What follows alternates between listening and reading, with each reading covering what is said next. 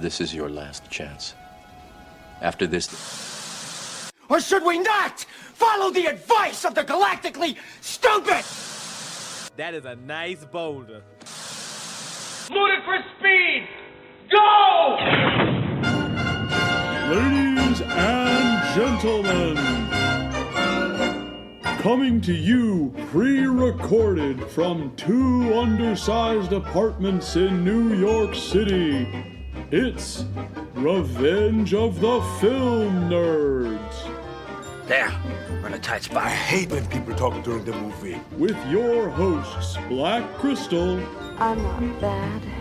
I'm just drawn that way. And Jack Manley. What we've got here is failure to communicate. A podcast for nerds by nerds. Oh, you betcha, yeah. Failure is not an option. And now, here are your hosts, Black Crystal and Jack Manley.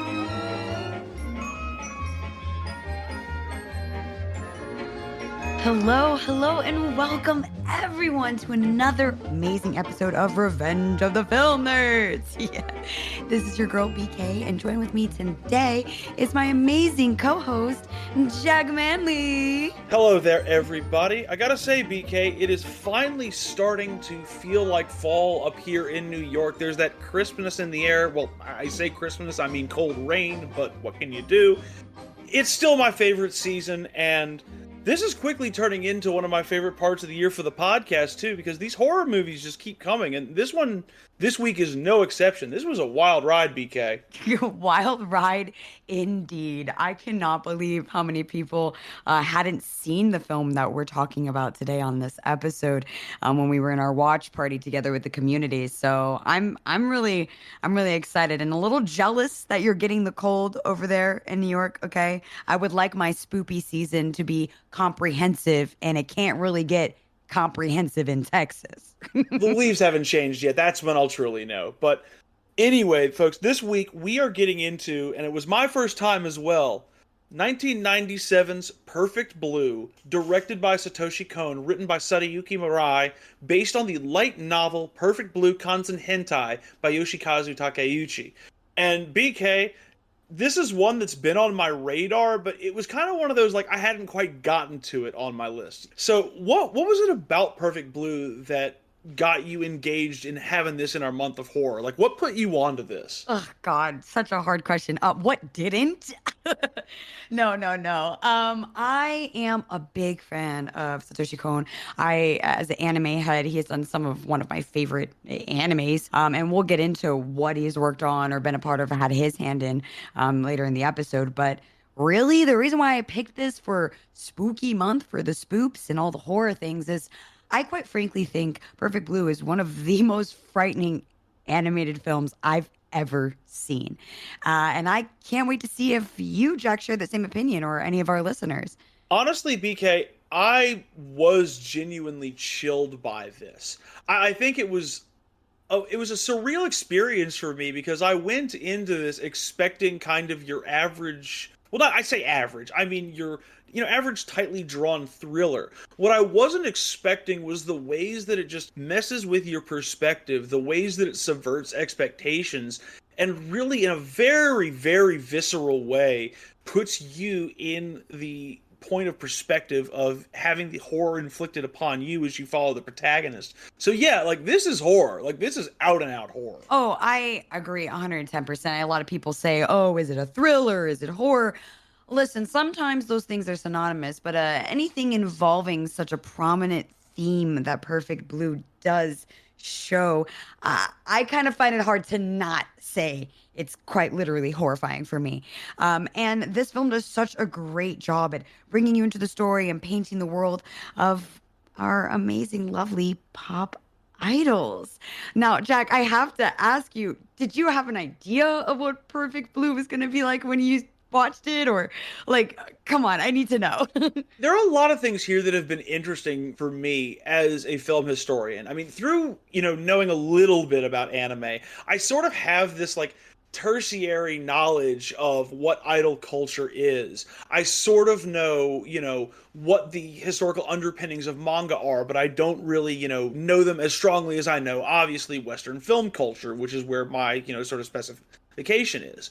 So it was interesting for me, not just because of the film itself being really engrossing as a thriller and as a horror film, but because there was a lot of stuff that I was picking up on the fly, and it made me in my research have to learn a little bit more. But like, you're the master as far as I'm concerned. You're the one who has spent time living in Japan and has a very sort of comprehensive knowledge of Japanese culture. So how did we get the artistic stylings, the underpinnings of this? Like, what is the culture that gives life to Perfect Blue? Oh, that's such a beautiful question because there is a lot to unpack here. And I feel like we kind of have to start with the premise and really the driving force. And what I think was one of the main things that kind of had to be a part of this story. And that is really Japanese idol culture. It is such a unique thing. I gotta know, Jack, like, have you ever listened to any J-pop or K-pop or anything in your life? I mean, aside from anime openings and endings, I gotta be real with you. It's not been my area of knowledge. Not because I dislike it, just it hasn't been an area I've looked into. Come on, no BTS in your life?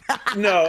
You see, dude, boy bands, no matter what culture, is just not my thing. I feel you. And they do feel more boy band than pop idol, but that kind of genre of music and industry really evolved from Japan's pop idolism. It's kind of crazy. If you're not aware of what a pop idol is, it's an entertainer, as hence the idol. But what's different is they are kind of commoditized and commercialized. I don't even know if these are ISs for their attractiveness, for their personality, and for their talent. A lot of them are not only singers, dancers, but actresses, models, and they're kind of put through these rigorous auditions and been a part of these crazy management and talent agencies to really kind of create this spectacle. But I think what the real thing that makes a Japanese idolism so different than any other form of like celebrity or famous person is the parasocial relationship that idols have with their fans and the fact that their fan base is their primary source of income. Kind of sounding a lot like Twitch streamers, Jack. A little bit. Like, I'll be honest, like the parasocial part of it was what got me really interested in the basic deceit behind Perfect Blue. That you have this stalker who is invested in our main character Mima, not just because of the fact that, like, she's a celebrity and, she's somebody that is looked up to. This fan who stalks her really feels like he knows her. Like, he feels like he knows her better than she knows herself. And it's that basic deceit that gives us sort of the cat and mouse game that's going throughout this film. And it's interesting to see you draw the parallel to Twitch streamers because it seems to have that kind of expectation of, I provide you with direct entertainment. I provide you with my personality, and in return, you provide me with, a living. It's a very interesting a dynamic. It's something that it's hard to quantify. We haven't really had Western equivalents until recently. 100%, honestly, until I feel, the idea of content creators or influencers kind of became such a big Western commodity. The things that existed before this, I mean, pop idolism, Japanese pop idols date back to the 1960s, Jack. Like, it's kind of crazy where pop idols have kind of birthed from Japan's culture. I can see that, though. I mean, the 60s being a decade of counterculture for around the world, and being that Japan is so influenced by the United States in its culture, I think that, the 60s kind of liberated movement, that could definitely, that aesthetic, I see that in the idols when I look at them. So to see that translate into something wholly different is remarkably interesting for me.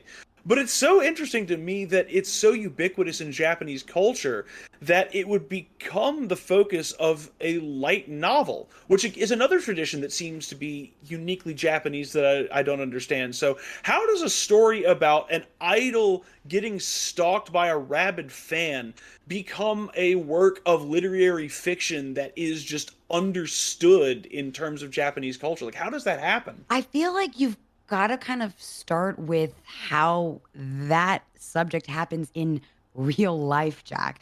These idols have gone through so much, especially dealing with that parasocial relationship becoming sort of aggressive. There's tons of stories of idols having weird altercations and having to remain silent about them, being controlled by their agencies, and forcing to kind of present an image completely unaffected or unfazed by potential crazed fans. So the story as a premise is something that is not crazy to be found and actually more around than you would expect. But for it to become a light novel, it really had to become to a point where we need to show this story and kind of bring it to others. Because a lot of these stories, you'd be surprised how many of them kind of get shut down by the people in charge of these idols, and these stories don't really get out there. So to have a light novel at the time of peak idolism, like when I tell you the premise of this film is based in the time period where idols are like the golden age, essentially the 1980s 90s are like the golden age of idols. So we're getting primo pop idolism here. This rampant, aggressive stalker situation was not far-fetched, but not brought to a general audience. So I'm honestly thrilled that it became a light novel series, but it's not as exciting as I'm saying it because in reality, Jack, you do know a little bit about light novels, and they were always kind of made to be mass-produced and disposable. Well, I mean, we've got some love on this podcast for Pulp Fiction. It's not so long ago that we talked about Jackie Brown and Quentin Tarantino's contribution to the field based off of Elmore Leonard's Pulp Fiction. So it's interesting to see it come up here, and that is something that would be done in, kind of an exploitative fashion, because I thought that was one of the most interesting lenses with Perfect Blue, is the fact that, like, it's really disgusting how the exploitation of that world is just taken as a given. It's just like a thing that happens and is taken as normal. Mm-hmm. And the fact that that sort of like ubiquity is what makes it scary, and the fact that it says so much about culture at large rather than just the people who are doing it to her, like it's chilling. It really is. I would have to I really want to bring up like a specific moment in the film that you're talking about, because that was such a great conversation we were having with our watch party. One of our community members was talking about how, this scene they're filming in the film, our main idol is in a TV drama series that is depicting a nightclub rape scene.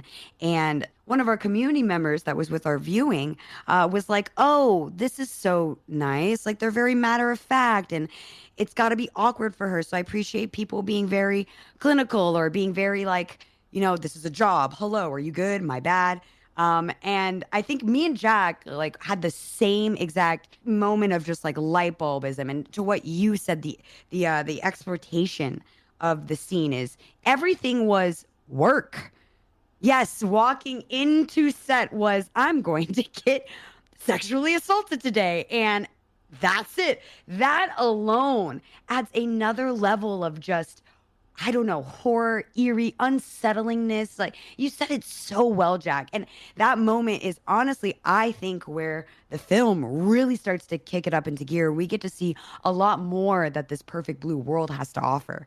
Oh yeah, it's definitely not a coincidence that that very moment is when the eventual villain of the film, when it's revealed at the end, has their own sort of catatonic break and can't accept the change in personality of Mima from idol to actress while this horrific act is being staged. So it's definitely the point where in the film you jump off into the horror. But I think interestingly, like we talked about how Ex Machina focused on the objectification of women last week, I think this really points out to something that I've noticed with films like Silence of the Lambs, is that this is a horror film that seems to me to be geared towards a female audience and towards female eyes, in sort of deference to its light novel origins being geared towards sort of girls of high school and college age. And I think that it's interesting to see that the way that the horror plays itself up is by, I mentioned it earlier, accepting the ubiquity of how, gross this world actually is. But it ramps up because it becomes an objectively horrifying situation that this person has to go through. Even staged, it's a loss of innocence. It is a violation of everything that they are as a person. And yes. You see that emotionally wear on the character beyond just the horror that they're being put through by the antagonists. And I think that's a really important demarcation, that this isn't a scary film just because Mima is put through the ringer by a psychotic stalker.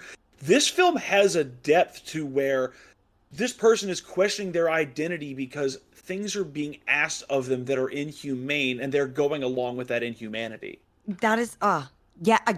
So well said. So well said. And I really want to echo that as well, because there's something to be said when Minami is going through such a traumatic experience while this is just work in the situation. But the fact that she has to do this for work alone is traumatic. The fact that it was so traumatic, another person was so affected and their mind broke because of it. Not one, but two people could not handle the situation that was presented before them. To me, you don't really see that often in horror films. And that's what kind of makes Perfect Blue one of my favorite films of all time. And really what gives me so much praise for Satoshi Kon to be able to make something like this even possible. Because quite frankly, the creation of Perfect Blue was not very simple. Like normally films are story writing go. I know we've talked a lot about crazy stories, but with anime, it's typically straightforward. There's some source material, and then a studio gets to pick it up, and it exists. That's not entirely the case with Perfect Blue. Not entirely the case. BK, what if I told you that this was initially slated to be a live-action feature in the mid-90s in Japan? I would be very surprised. They would put real people on screen depicting that? I don't know, man. Well, originally, Yoshikazu Takeuchi was very passionate about getting this book optioned because as a pulp novel, it sold very well over in Japan. And there was traction in certain studios in the Kobe area to get this off the ground as a live-action production. And that's when the confluence of two really sort of groundbreaking events in Japanese history kind of put the live-action film on ice almost permanently. Firstly, in January of 1995, Japan was struck by the Great Hanshin earthquake, otherwise colloquially known as the Kobe earthquake.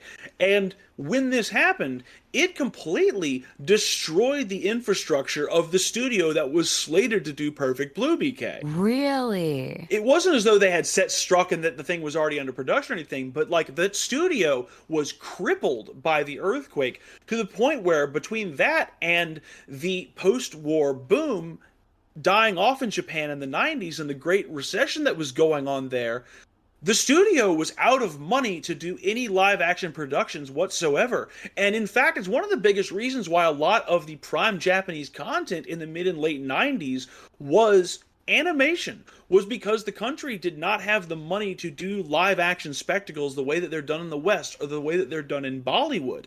They only really had the budget to bring their visions to life through the field of animation. And so this is the world in which this script finds its way to the producer, Masao Maruyama, working at the production house Madhouse, BK. Now, it seems to me you know a little bit something about Madhouse. Know a little something. Madhouse is one of the pillars of Japanese animation, I have to say. I mean, if y'all are curious of any of Madhouse's work, you might know them from Ninja Scroll, Trigun, Cardcaptor Sakura.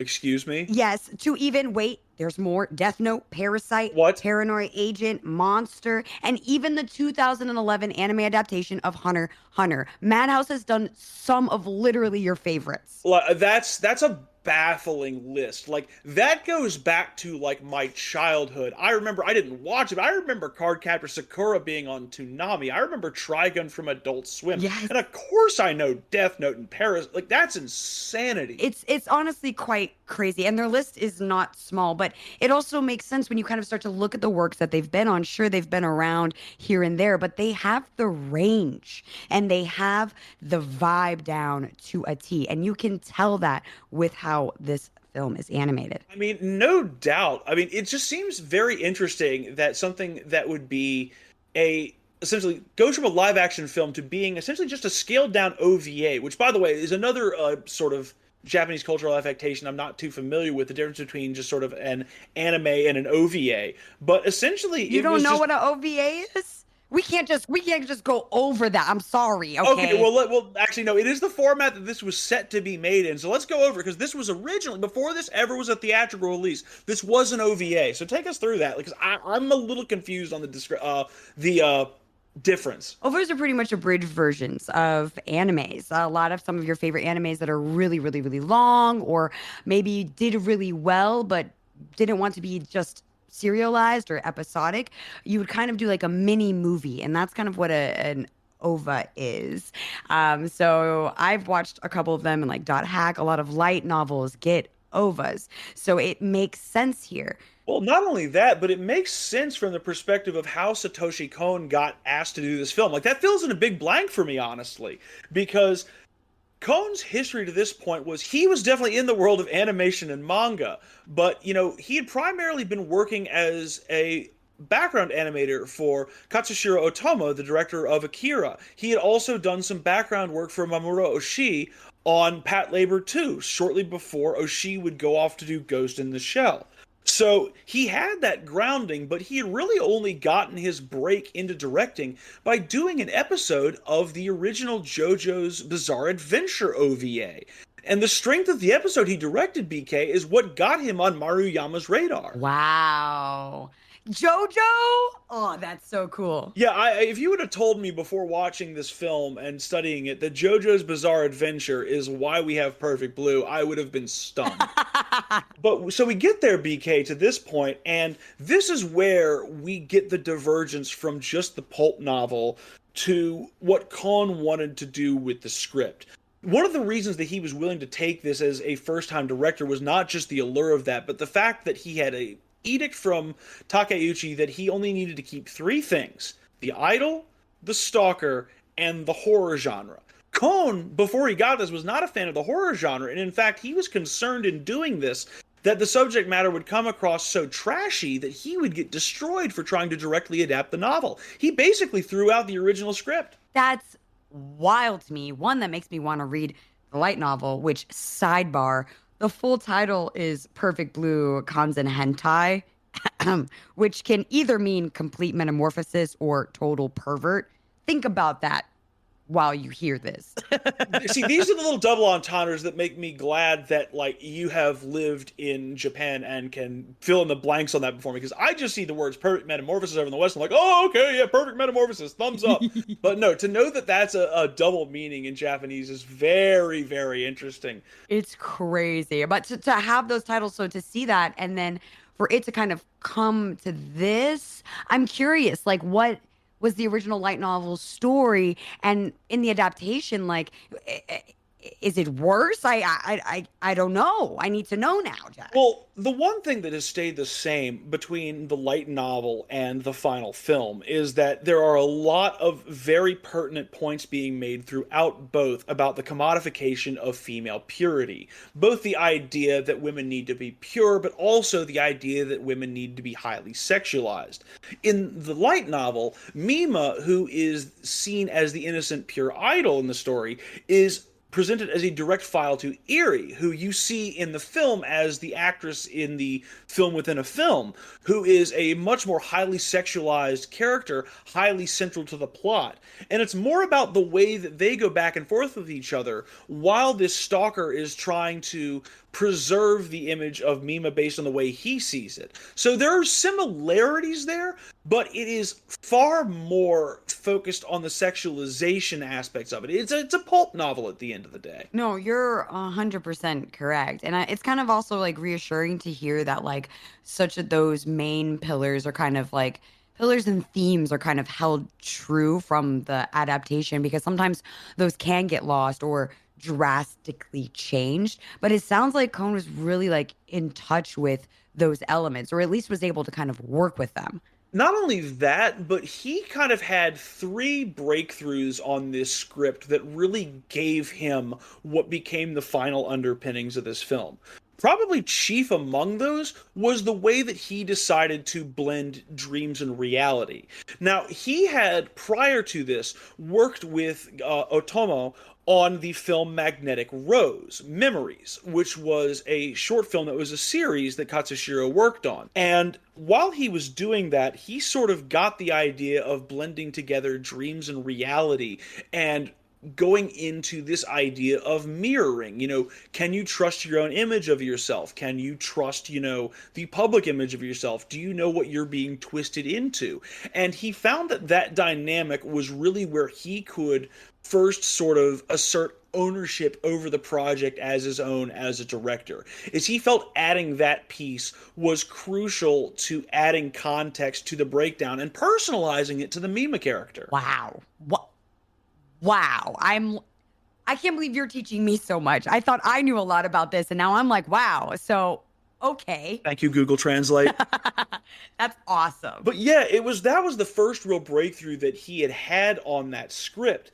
And the second was really kind of adding the internet angle, because it allowed for there to be on screen the visualization of the parasocial relationship, and it allowed him to play with an idea we talked about before in terms of the anxiety of this change from being an idol, is the idea that your fans think they know you better than you know yourself, that more me than me concept, as Satoshi Kon called it. And so he blended that all together and came up with this construct of the film within a film being about these grotesque subjects, because he wanted to, in part, kind of point a light back at the light novel genre and at Japanese culture in general at the time, which he thought was very sort of quick to adopt Western and particularly American cultural affectations at just the turn of a hat, and to make really shoddy derivative work. And at the time that he was working on this, what was coming out in the United States but films like Seven? You just like, my mind just went like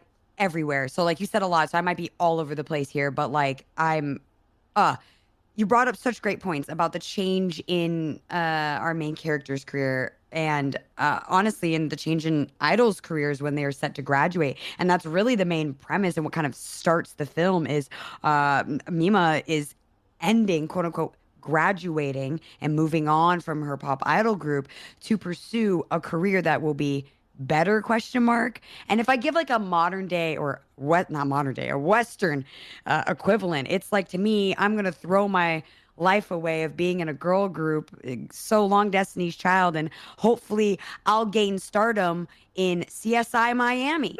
Like, do you get what I'm saying? Like, what? No, that's very apt. I think it gets back to that, exploitative idea, because there is an exploitation to being an entertainer. Yep. Man or woman, you're kind of expected to throw your all behind any sort of project that you can get your hands on. You're sort of asked to kind of beg for content to put yourself out there. Mm-hmm. So to see Mima put herself in something that the director himself thought was pulpy and derivative and like kind of hokey is really, I think, a very interesting deceit to go through in the script, because it's easy to feel yourself lose your identity in something that is that fake. So while all of this very real horror and this very real stalking is going on around her, she is surrounded by this world that is building up the disreality. And I think it leads back to that mirroring aspect. It's something that really, the longer you go into the film, the more the dreams and reality blend, because everything around her is so fake, apart from something that she wants to reject with everything she can. It's honestly crazy to me as someone who is kind of in, I guess, stardom or adjacent. I don't like to say I'm a pop idol level, but I kind of get it. I get being You're in streamer culture. right, streamer culture, and like having multiple lives, but not knowing what your own life is. And I think that that was like a very big theme for me, is Mima not knowing who she is outside of being an idol. Because these idol girls, when I tell you, like they are incubated. You think MCU incubates their talent? Move aside. Like these girls don't do anything. Their lives as pop idols are entirely dictated, and pretty much all of their worth is gathered through their fandom. So to have someone choose, again, this was her choice to willingly kind of move on from it, even though it was suggested by her. I don't want to say her captors. I'm being a little aggressive here, but in reality, these agencies and these managerial companies, they are kind of captors in this scenario. And they are kind of implying that the only way for you to kind of get big is to branch off and try something risque, or, how do you say no to that when you do want to become the Beyonce of the Cham?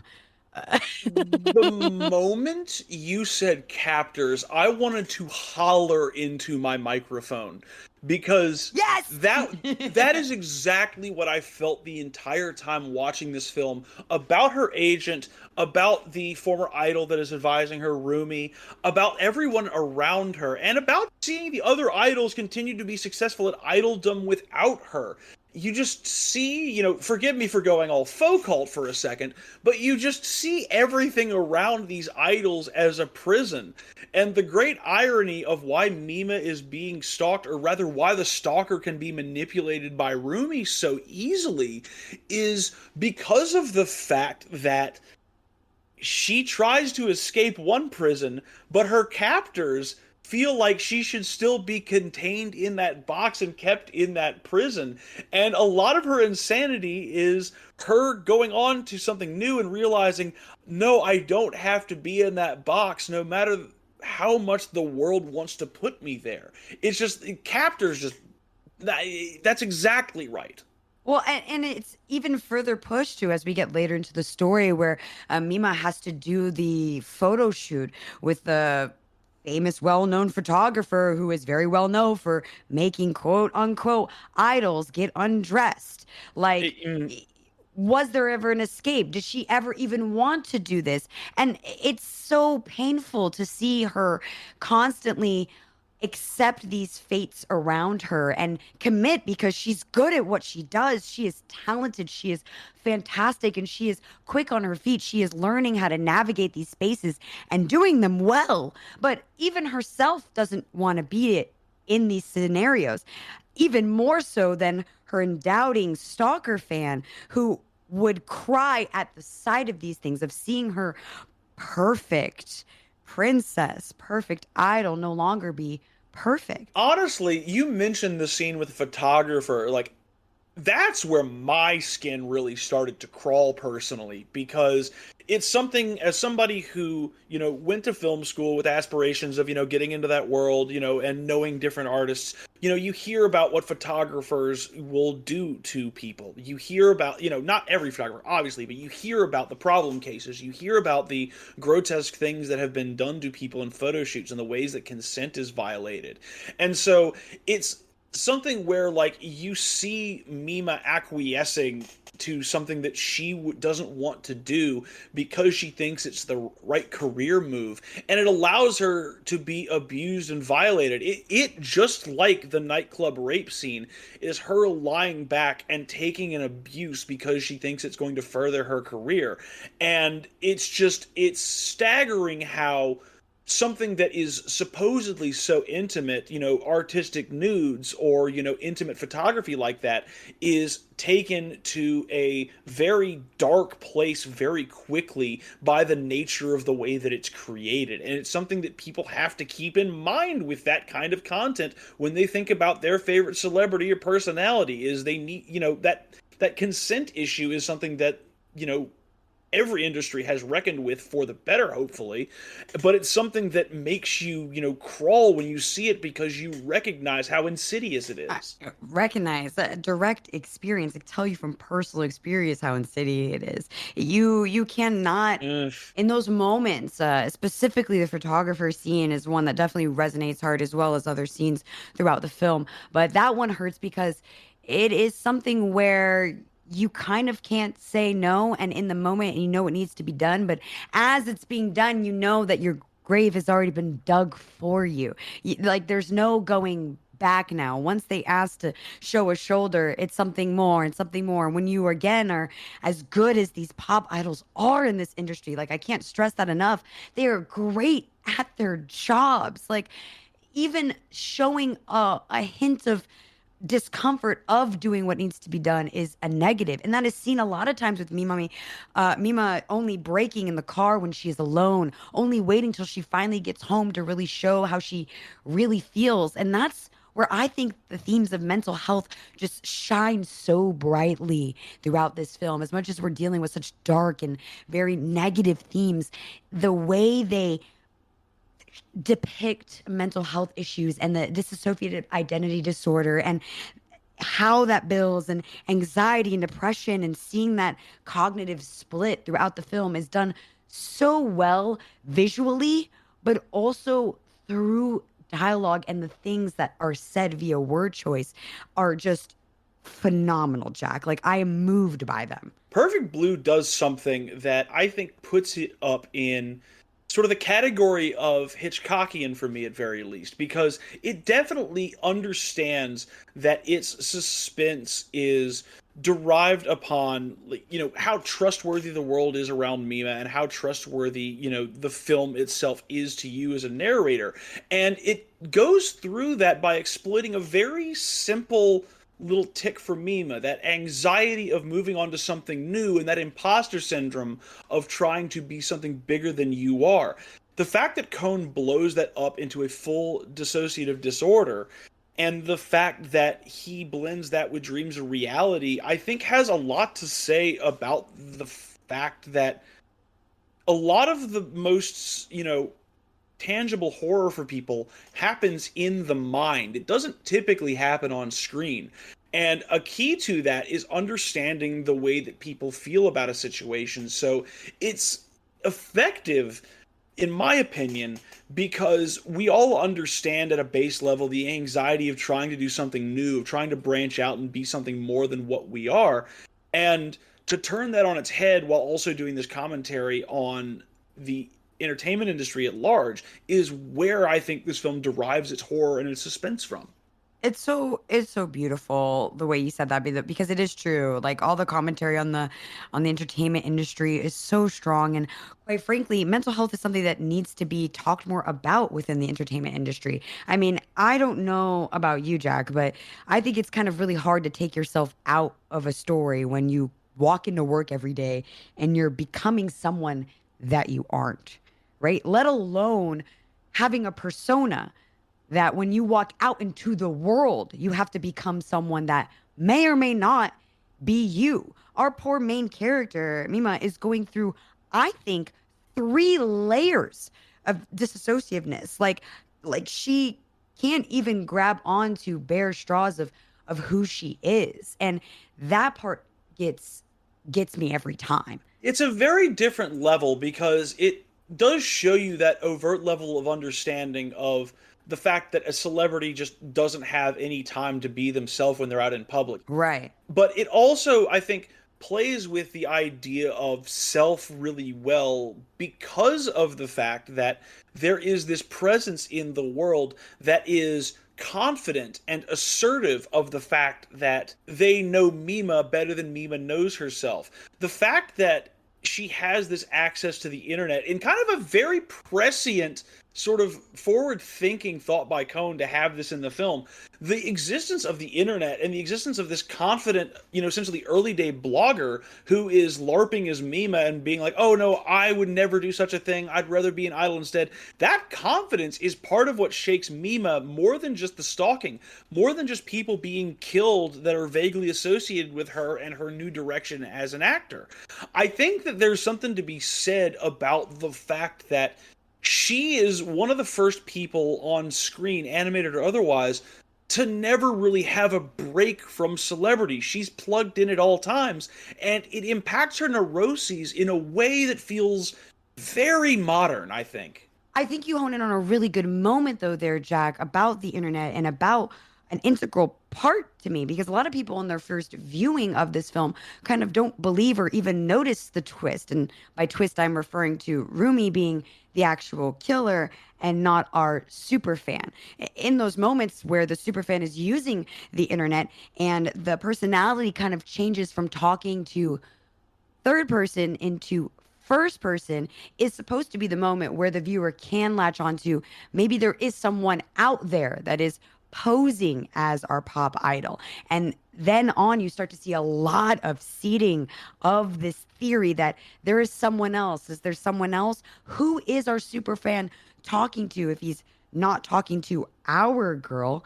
And I think it's such a great way to kind of reveal a dissociative identity disorder for another character this way, because we meet the alternate personality of Rumi before we know that that is Rumi. And it's such a great moment with all of the mouths talking and he's at the computer. Like, that scene is, it's the sweatiest and I think also a very unnerving scene.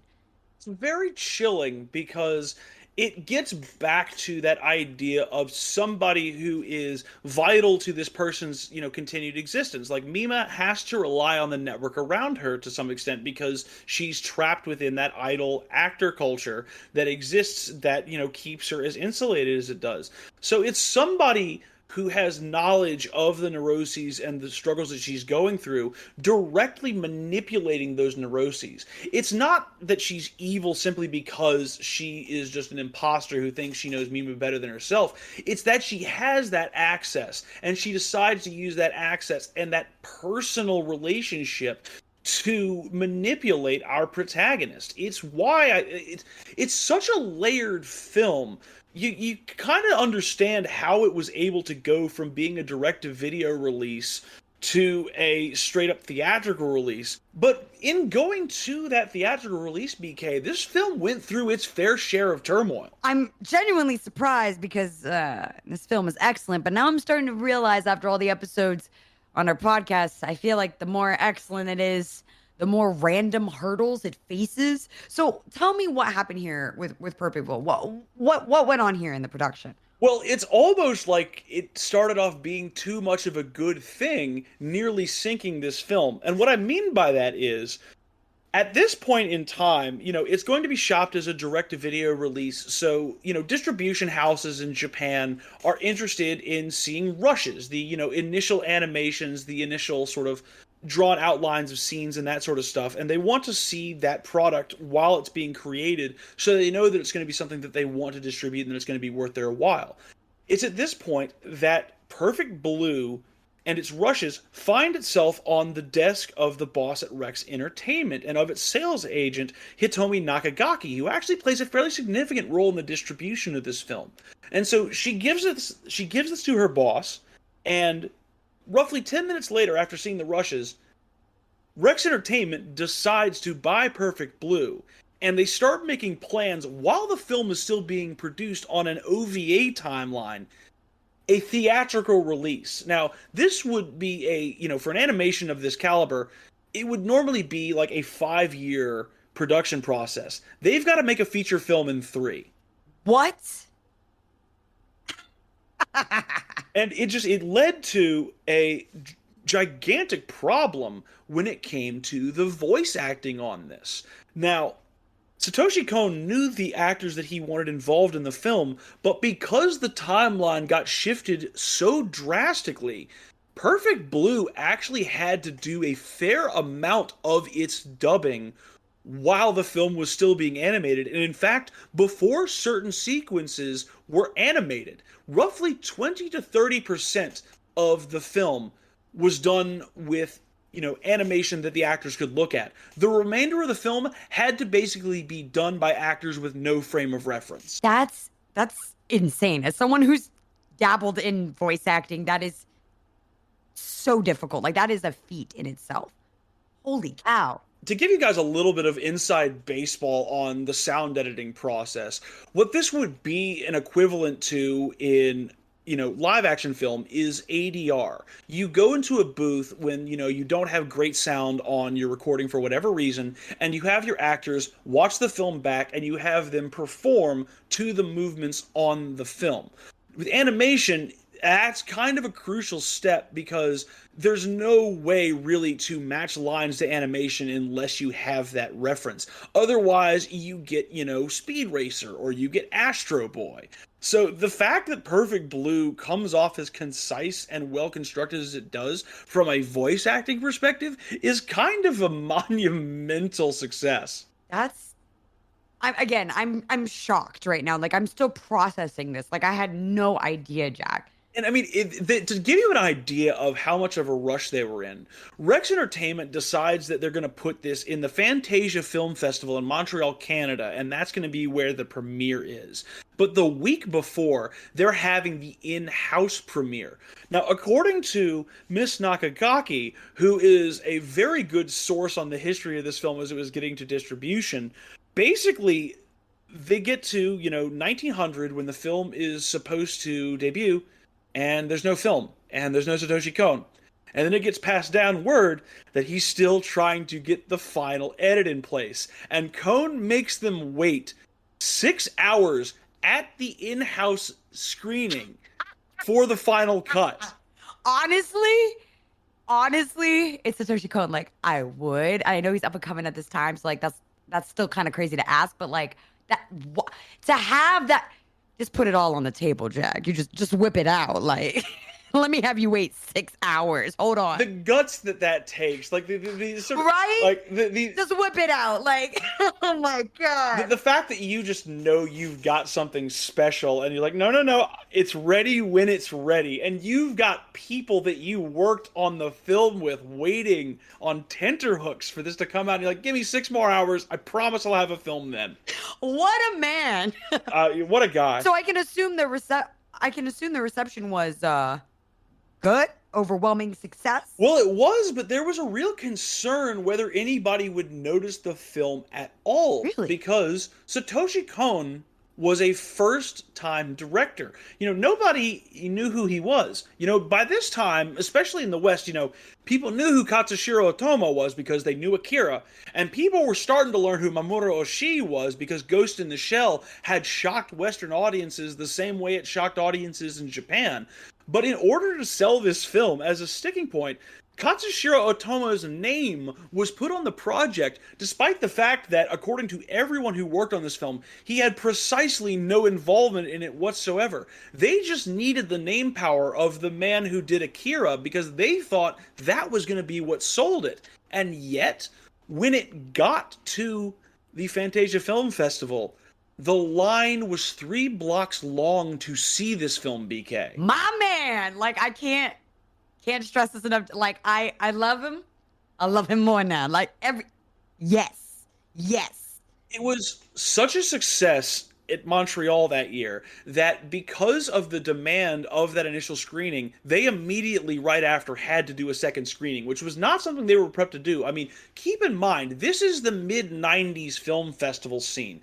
This is not the, refined, very polished world of film festivals you see today with red carpets and celebrities and all that. This is, the kind of festival that would be run by the seat of its pants by really passionate filmmakers. It's why they'd be willing to take a film like Perfect Blue sight unseen from a first-time director when the, only person coming to the festival is the sales agent who is trying to sell the film.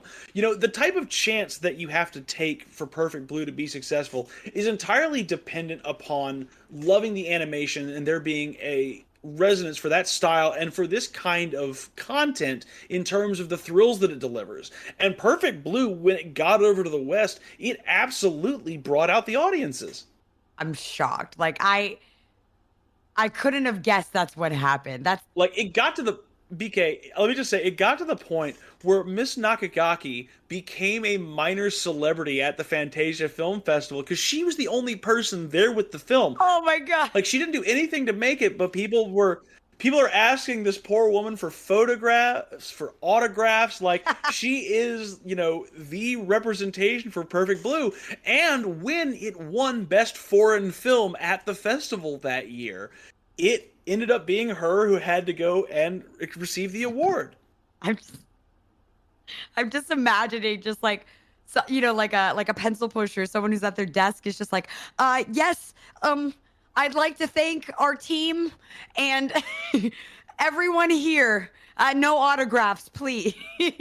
Well, to give her full credit, I will say this: is she was not just some pencil pusher. Is that she was the driving force at Rex Entertainment at the time to sell this film and to sell the rights overseas. Okay.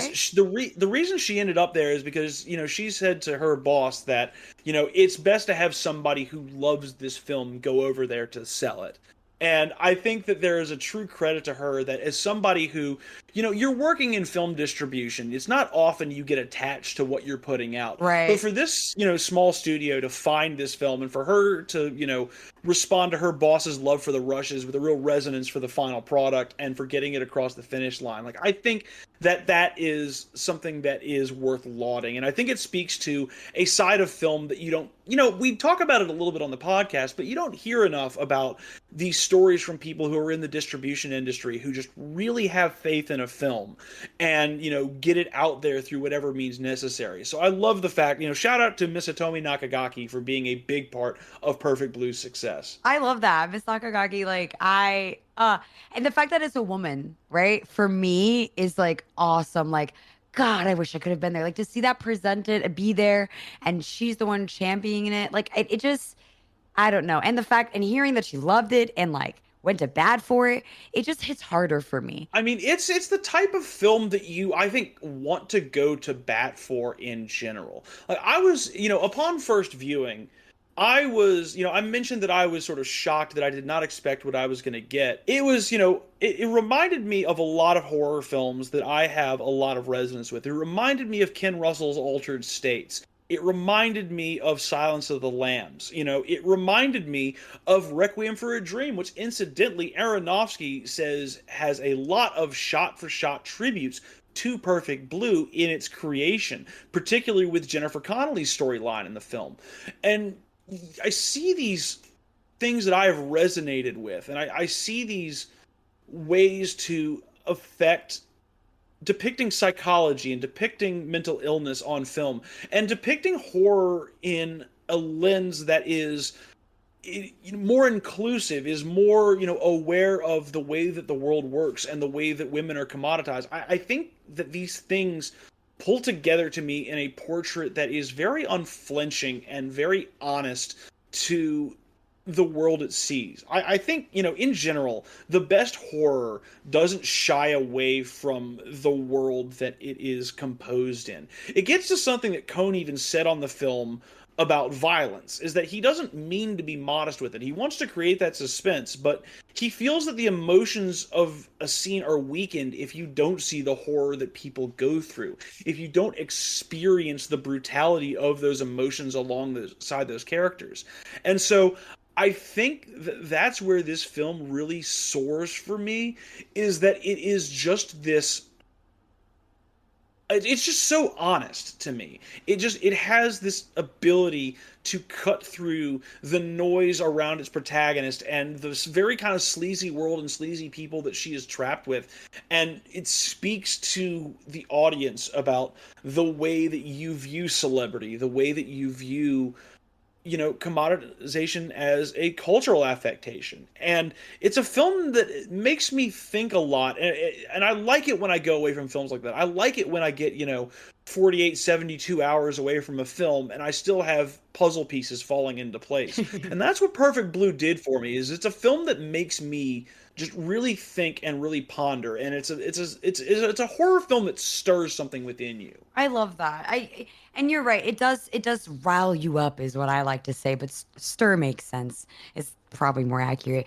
But there's something to be said about everything you've said. I have so many like things I want to say, so I've got to figure out the best ones.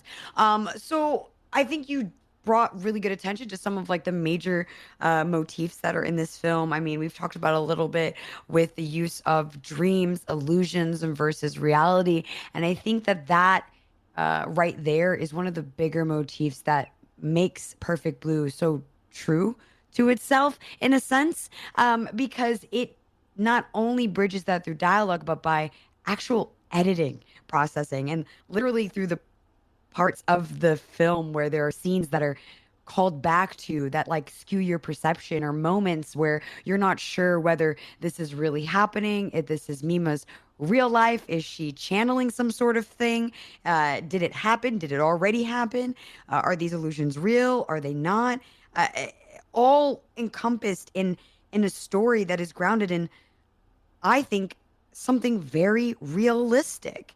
And that's, again, to echo what you're saying, what makes Perfect Blue so good and what makes it resonate with me so strong is that it is a true story to stardom in a sense. I think a more honest lens to being in the limelight and what it takes to be in the entertainment industry. And honestly, what the mind goes through when you have to kind of separate from yourself out of necessity, and what that can do to you and its lasting effects. And the lasting effects, Jack, is really what I kind of want to end on, because there are two ends to the story in a sense. So Rumi's end of being stuck with and dealing with and learning to kind of cope with her dissociative identity disorder, which is very, very difficult, and is an ongoing recovery process in order to kind of learn how to deal with that disorder. It's not something you can wake up and go away. And we find Rumi institutionalized in order to deal with that. But then I think the lighter half of it, which is Mima's resolution, is what hits so hard in slasher films or horror films or films that depict sexual assault, especially with women. You do not get positive resolutions, Jack. You do not get our main character, Mimami, looking back through a reflection, through the very device that has been used to kind of descend her into madness. Those reflections have always been negative for her. She looks at the very end through her rear view mirror and is looking back at the past and no longer seeing an illusion, but seeing herself for who she really is. And that right there, Jack, is what makes me love this film. That's beautiful. I think it's interesting too, because it ends with her assailant trapped in a box that Mima has no use for anymore. It's interesting, I know, because apparently this has nothing to do with the title, but people have, supposed that the name Perfect Blue comes from the fact that the only time you get a shot of the perfect blue sky in this film is when all of the troubles have passed Mima by. And I think that even though I don't know if that's the correct interpretation, but I think that's an artistic liberty that I'm kind of glad people have taken with it. I love that. I've thought about it. I was like, what does perfect blue mean to me? And I kind of was like, okay, perfect perfection, that's probably straightforward, but blue is a primary color. It's basic. And what happens when you taint blue? I think you taint it with red, which would be blood. Again, I'm reaching here. I'm making it up. That's just me and symbolism, because Kon himself literally says, and I quote, "To be honest, I used Perfect Blue because it was the title of the original novel, and I presume the words had some significance, but I think it's changed since I've changed the story, and well, I guess the meaning was lost." I can only guess because I didn't read the novel. I simply read through the plot that was described to me that was close to the original story. So even Kon himself, I don't think really knows what it means, y'all. I'm reminded of going to see System of a Down as a teenager in concert, and right before they started the song Aerials, Serge gets on the mic and goes, "Once again, this song is about nothing."